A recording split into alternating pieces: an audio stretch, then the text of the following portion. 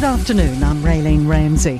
This is your afternoon news fix for Wednesday, the 25th of June. The White House is rejecting a leaked intelligence assessment, suggesting the weekend's US strikes on Iran will only delay its nuclear program by months. Donald Trump's again posted the sites are completely destroyed. The BBC's John Donnison says his administration says the same thing.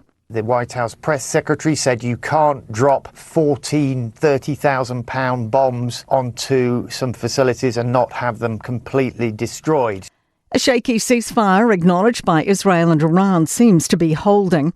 Our Defence Minister says New Zealanders who don't want to leave the region now need to understand the government cannot enter to get them out. The Finance Minister is back in the ring with supermarkets over pricing. 2 Auckland pack and saves have pleaded guilty to breaching the Fair Trading Act on charges lodged by the Commerce Commission. The Mill Street and Silverdale stores had offered misleading food specials. Nicola Willis says New Zealand consumers deserve not to be ripped off. It is not okay to have one price at the aisle and a different price at the till. Willis will be making public her letters to the 2 major supermarket brands tomorrow, suggesting if they don't pull their socks up, regulation will follow.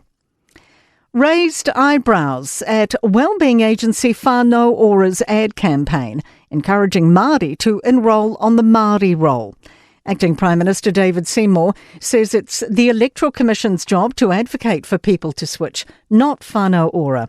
Māori Development Minister Tama Potaka says he's asked officials to look into it. In the event that public funding that has been set up to help whānau in need, if that has been used for electioneering or any improper purposes, that is inappropriate.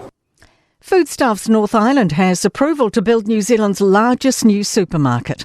Auckland Council has given consent for a pack and save in Takapuna, covering more than half a hectare.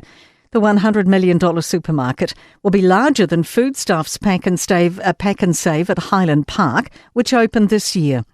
The site near the motorway at Esmond Road will have 197 car park spaces. A young lawmaker surged into the lead in the Democratic primary for Mayor of New York City and could become its first Muslim mayor. Former Governor Andrew Cuomo has led the race for months, but has now conceded and congratulated 33-year-old Zohran Mamdani. CNN chief data analyst Harry Enton says Mamdani's looming win is the biggest shock since 1989. He came into this race down, 30, 40 points to Andrew Cuomo, the former governor who everyone thought was a huge favorite. Apparently not. He did it by activating younger voters, very liberal voters.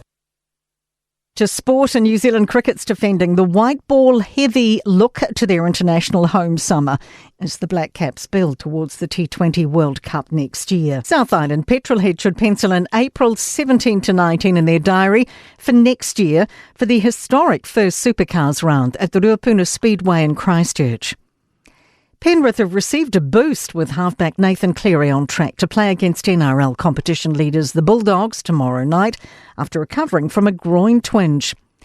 That is your latest news fix. We'll be back with the next update tomorrow morning from the Newstalk ZB newsroom.